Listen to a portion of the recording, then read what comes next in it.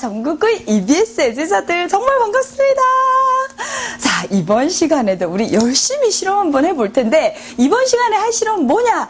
엽록소 추출 실험이에요. 엽록소 추출 실험. 자, 엽록체 추출 실험 아니었다. 뭐야? 엽록소 추출 실험이지. 엽록체는 아까 우리가 지난 시간에도 봤지만 세포 내에 들어있는 세포 소기관이기 때문에 그걸 전체를 뽑아낼 수가 없어요. 그지? 그런데 엽록소는 엽록체 속에 들어있는 색소 상태이기 때문에 추출을 할 수가 있는데, 이 추출하는 시약들이 대체로 이 알코올로 추출하기가 되게 좋아.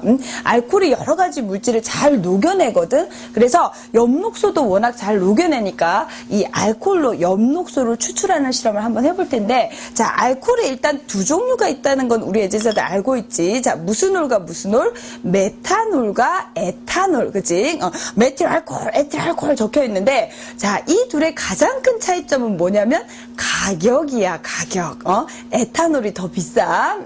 그리고 그 다음에 차이점이 뭐냐면, 지금 보면 이 메탄올 같은 경우에는 여기 보면 이렇게 해골이 있어, 해골이. 그러니까 아주 유독하다는 것을 얘기를 해주고 있거든. 우리가 보통 이제 사용하는 그런 알코올 램프에는 뭐가 들어가겠니? 메탄올을 집어넣겠지. 에탄올이 아니라, 그치? 그런데 알코올 램프 이렇게 들고 가다가 손에 쏟아지면은 시원하잖아. 이 메탄올에 끓는 점이 한 65도씨 정도밖에 안 되니까 시원해가지고, 그 다음에 얘가 이제 증발하면서 이렇게 기분이 좋단 말이야. 그래서 가끔 정말 이제 모르는 애제자들 중에서 이 메탄올을 이렇게 손에다 쏟아가지고 막, 시원해. 뭐 이거 하고 있고, 또 자기 혼자 하면 몰라. 또 이제 같은 실험조 애들 다 부르는 거야. 야, 시원하다. 이렇게 또 좋은 걸 나누는 거야. 근데 그게 아니야. 이 메탄올은 피부로 흡수돼서 중독될 수 있어. 그러니까 절대로 그 알코올 램프에 들어있는 걸 먹을 게 아니니까 비싼 에탄올 안 쓴다고. 그래서 제일 큰 차이점이 가격이라 그랬지. 그래서 메탄올 사용하니까 이제 손에 묻거나 하지 않도록 조심을 해줘야 된다. 그러면 이제 이러한 알코올로 오늘 이제 실험을 하게 될 텐데, 자, 오늘의 실험 재료 소개한다. 봐라. 자, 아이비, 그 다음에 미역, 김 이렇게 있는데, 우리 아이비는 지난 시간에 같이 한번 잘 봤고, 여기 안에 엽록체 들어있는 거 봤었잖아. 이 엽록체 속에 엽록소가 가득 차 있을 거야. 그런데 자, 이 미역은 우리가 뭐라고 얘기하냐면 갈조류라고 얘기를 하잖아. 그러다 보니까 얘가 이렇게 갈색을 띠고 있으니까 어머, 엽록소는 없는 게 아닐까요? 엽록체도 없는 게 아닐까요? 그렇게 생각하는데, 얘도 지금 뭐 하냐면 열심히 광합성 하면서 살 수 있거든. 뭐 곰팡이나 또 뭐 무슨 다른 그 버섯처럼 이렇게 엽록체가 없는 종류가 아니야. 얘는 엽록체가 있어. 그러니까 엽록소도 가지고 있는 거야. 그 얘가 엽록소를 갖고 있다는 거 오늘 증명해 줄게. 그래서 얘는 미역.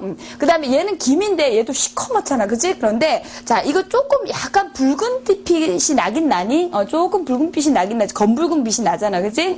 좀 이렇게 사실 처음에 딱 이렇게 김을 봤을 때는 훨씬 붉은 빛이 나는데, 요걸 햇빛에다가 말려가지고 우리가 먹게 되니까 검은색 김을 먹게 되는 거야. 얘는 우리가 뭐라고 얘기하냐면 홍조류라고 얘기를 해준다고. 약간 붉은색이 나니까.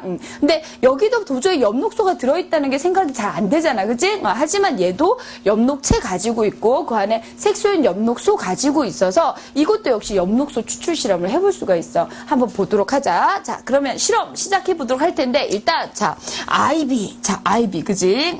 그럼 아이비 잎을 잘라서 이제 쌤이 시험관 속에 넣을 거야. 요거 준비하고, 그 다음에 이제 또 미역. 자, 그런데 얘는 좀 자르려니까 좀 힘들지, 그지? 그리고 이거는 선생님이 대단히 힘들게 채집을 한 거야. 여기 보면 헛뿌리까지 다 있거든. 요거 보여주기 위해서 이제 여름이 아니었는데 거의 뭐 바닷물에 잠기다시피 해가지고 건져낸 거야.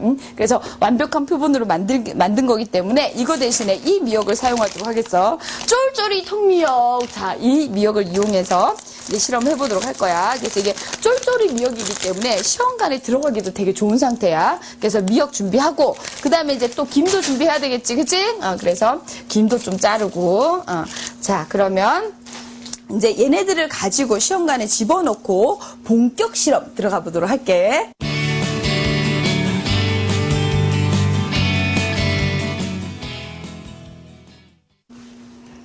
자, 에틸 알코올을 붓도록 하겠다. 여기에 에틸 알코올. 자, 거의 비슷한 양을 부어 넣어줬고, 그 다음에 이제 중탕을 해줘야 되거든, 얘네들을. 자, 그러면 선생님이 뜨거운 뜨거운 물을 여기 비커에다 한번 부어보도록 할게. 자, 지금 이제 방금 막 끓여왔기 때문에 물의 온도가 상당히 높은데, 자, 에탄올에 끓는 점이 78.5도씨라고 했잖아.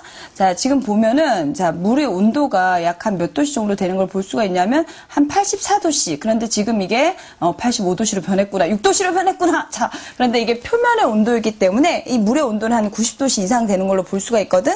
우리가 이제 시료 준비했던 것을 넣어보도록 하자. 자, 그냥 이렇게 가만히 두더라도, 이제 엽록소가 추출이 일어나긴 하지만 쌤이 이렇게 뜨거운 물에 넣게 되면은 자 에탄올이 막 끓어오르게 된다고. 에탄올에 끓는 점이 78.5도씨이기 때문에 지금 이 물보다 온도가 더 낮잖아. 물의 온도보다. 그래서 에탄올이 끓어오르는 것을 관찰을 할 수가 있고 그러면 이제 반응 속도가 더 빨라지게 되는 거야. 그래서 더 빠른 시간 내에 엽록소가 추출되는 것을 관찰을 할 수가 있다. 자, 왼쪽부터 아이비, 그치? 그 다음에 미역, 그리고 김인데, 아이비 우리가 평소에 보는 녹색 식물 대표로서, 그 다음에 미역은 갈조류의 대표로서, 그리고 또 김은 홍조류의 대표로서 지금 쌤이 넣어놨어. 자, 이제 실험 끝 했는데 지금 보니까 이제 엽록소가 추출된 상태를 볼 수가 있다. 그치? 그런데 지금 이제 그 시간이 이제 한 20여 분 이상 지났지만 아직 김에서는 별로 그렇게 엽록소가 많이 나온 것 같지가 않아. 그런데 자, 이건 선생님이 하루 전에 미리 준비를 해놨어. 그런데 더 오랜 시간이 지났기 때문에 지금 보면, 자, 더욱더 이제 아이비 많이 이제 그 엽록소가 추출이 되었고, 그 다음에 미역에서도 초록색이 좀 더 선명한 것을 알 수가 있지. 그리고 지금 이제 김 같은 경우에도 아주 이제 미약하긴 하지만 약간 초록색이 비치는 것으로 봐서 엽록소가 포함되어 있다는 사실을 알 수가 있는 거야. 그러면 이렇게 우리 초록색의 엽록소를 추출하는 실험을 이제 다 한번 끝내봤으니까, 이제 확인 문제 한번 풀어보도록 할게.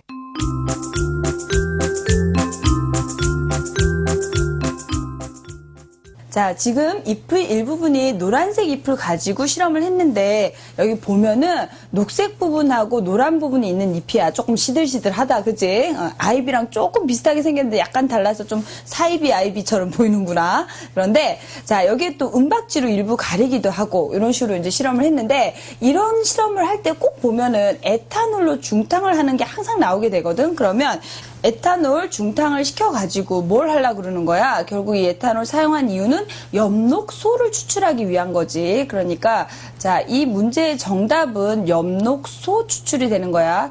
요때 절대로 엽록체 추출이라고 적으면 안 된다. 그리고 이 실험의 내용은 자, 이런 식으로 에탄올 중탕을 한 다음에 물에 한번 헹궈. 그러면은 거의 엽록소가 빠진 상태의 희끄무레한 아이비 잎이 되겠지. 그치? 잎이 되겠지. 그런데 그 잎에다가 요드와 칼륨 용액을 넣어주게 되면은 자, 이게 뭐하고 만나게 되면 녹말하고 만나게 되면 무슨 색으로 변하는 것을 우리가 알 수가 있냐면 청남색으로 변하게 되거든. 그러면 자, 이게 청남색으로 변하게 되는데 청남색으로 변하게 되면 뭐 하는 부분이다. 광합성을 한 부분이다. 거기에 녹말이 있다는 것을 알 수가 있는 거야. 그런데 만약에 이 녹색 부분 같은 경우에는 이제 이 녹색 부분에서 뭘 빼고 엽록소를 빼고 나서 요오드 반응을 시키게 되면 이 부분은 자, 녹말이 있기 때문에 청남색으로 변하게 될 거야. 그런데 노란색 부분은 어떻게 될까? 이 노란색 부분은 엽록소가 지금 거의 없는 상태이고 엽록체가 제대로 기능을 못하는 거거든. 그래서 여기는 반응을 안 하게 될 거라고. 그리고 은박지로 싼 부분도 역시나 광합성을 못하니까 반응을 안 하게 되겠지. 그래서 지금 쌤이 OX로 표시한 것은 요오드 반응의 여부를 나타낸 거고 이 요오드 반응의 여부를 알기 위해서 바로 어떻게 한 거야? 에탄올을 사용해서 중탕해서 엽록소를 제거를 한 거지. 엽록소 추출 또는 엽록소 제거라고 해주면 정답이 되겠네. 자, 그러면 이렇게 우리가 엽록소 추출 실험도 해보고 또 뭐도 해봤어. 확인 문제도 같이 한번 풀어봤는데 자, 이런 아이비 같은 우리가 평소에 보는 이 녹색 식물들 엽록소를 많이 가지고 있는 걸 알 수가 있었다. 그치? 그런데 요 미역, 자, 야, 얘는 뭐게 얘는 우리 예제자들 읽어보면 이것도 미역이네 뭐 이러는데 이거는 다시마야, 다시마. 또 조미료 많이 먹은 예제자들 뭐 다시다 이러면 안 돼요. 자, 다시마인데 요런 갈조류, 홍조류 같은 경우에도 뭐를 가지고 있다는 얘기야. 엽록소를 가지고 있다는 얘기야. 그런데 그거 외에도 갈조류는 갈조소, 홍조류는 홍조소라는 색소를 더 가지고 있어서 이런 색상이 보이는 거고 얘네들도 엽록소 갖고 있다는 얘기는 엽록체를 갖고 있고 엽록체의 그 색상을 나타내는 엽록소를 가지고 있다는 얘기니까 다 다들 광합성 하는 거야. 자, 에브리 뭐 하는 식물들? 광합성을 하는 식물들이라는 거지. 자, 그러면 이렇게 우리 애제자들 오늘 엽록소 추출 실험 확실하게 한번 봤으니까, 자, 다음 시간에 또 더 재미있는 바이올로지 실험으로 만나도록 해요. 선생님이 우아한 봉이 어디 갔는지 모르겠네. 그럼 오늘은 이걸로.